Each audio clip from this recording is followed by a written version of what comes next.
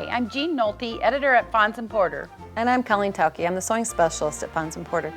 In this Sew Easy, we will show you how to create triangle squares, 8 at a time. This is a really great technique.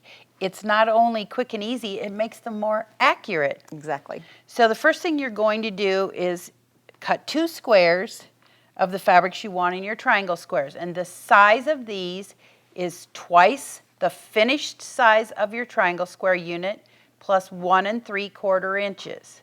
So that means if you want 2-inch finished triangle squares like these are, you take twice that, so that's 4 inches, add 1 3/4 inches, and you'll cut 2 squares 5 3/4. Pretty simple math. Yep. So we're going to just use the light one first, and we're going to draw lines from corner to corner. We use the 1/4 inch seam marker. Put the yellow line exactly through the corners. Draw a line on either side. Put it the other direction, the yellow line right through the corners, and draw on both sides.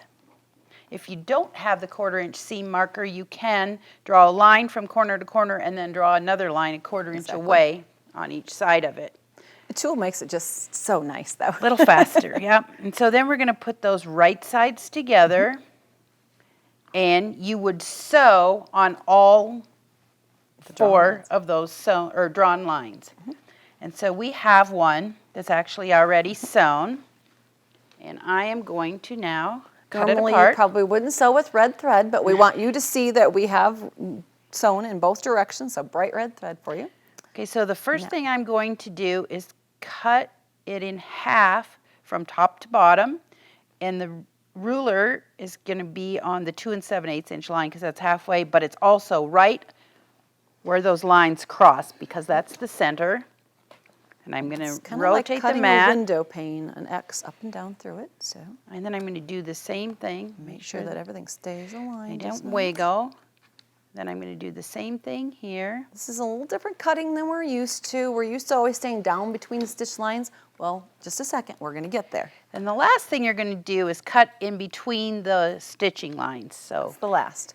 So up and down and across, then diagonal both directions. And I'm going to just move that over just a teeny bit.